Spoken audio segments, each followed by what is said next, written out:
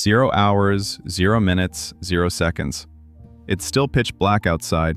The clock just hit 6 in the morning. My 14-year-old son is fast asleep, right in the middle of the kind of rest his body actually needs. I turn on the light, shake him awake, quick and firm, like ripping off a bandage, because I tell myself it's better to get it over with fast. It sounds harsh, but it's a routine that plays out in millions of homes every single day. And every morning, I ask myself the same question. Why? Knowing what I know, am I doing this to my own child? I'm a sleep researcher. I understand exactly what's happening in those moments. Every time I wake him up that early, I'm taking away something his body desperately needs, especially during one of the most critical stages of his development. I know that forcing him to wake before his biological clock is ready doesn't just interrupt sleep. It cuts off the deepest stages, where memory is strengthened, emotions are processed, and the brain grows in the way it's meant to. But this isn't just about my son. This is a much bigger issue, a quiet, widespread crisis. Millions of teenagers are living in a constant state of sleep deprivation, and most of them don't even realize it. Only about 1 in 10 teens actually get the recommended 8 to 10 hours of sleep each night. The rest are just getting by, not truly functioning at their best. And the biggest reason isn't phones, it isn't social media, it's something we rarely question: school schedules. Many schools start at 7:30 in the morning, or even earlier. That directly contradicts major medical recommendations, which say middle and high schools should begin no earlier than 8:30. It may sound like a small difference, just 1 hour, but biologically, it creates a battle that teenagers simply can't win. During puberty, a teen's internal clock shifts.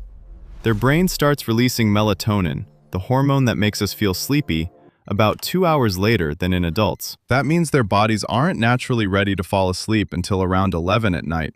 So when you wake a teenager at 6 in the morning, biologically, it's like waking an adult up at 4. Just imagine starting your day like that. How would you feel? Groggy, unfocused, irritable, mentally foggy? You can't think clearly, you can't regulate your emotions, and you definitely shouldn't be driving. Yet this is exactly how many students show up to school, every single day.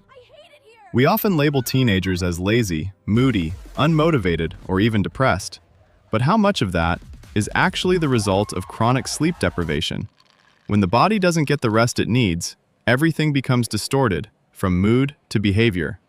To fight off that exhaustion, many teens turn to caffeine. Sweet coffee drinks, energy drinks, quick shots of stimulation. The result is a generation that's tired, but wired. Artificially alert on the outside, completely drained on the inside. Adolescence is one of the most important periods for brain development, especially in areas responsible for reasoning, decision-making, and impulse control. These are the functions that help people make better choices and avoid risky behavior. But without enough sleep, those parts of the brain don't work properly. Focus drops, learning suffers. Some behaviors even start to resemble ADHD, not because something is wrong with them, but because their bodies are being pushed beyond their natural limits. And the impact goes far beyond the classroom. It spills into mental health. Research shows a strong link between sleep loss and rising emotional struggles among teens. In one study, teens with sleep issues were 55% more likely to have used alcohol.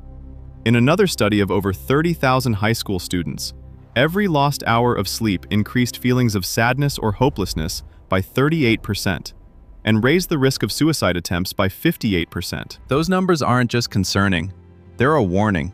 Sleep deprivation is also tied to serious physical health problems, including obesity, heart disease, and diabetes. And when a sleep-deprived teen gets behind the wheel, the danger becomes immediate. Getting 5 hours of sleep or less is comparable to driving over the legal alcohol limit. What's striking is that the solution isn't complicated. The research is clear.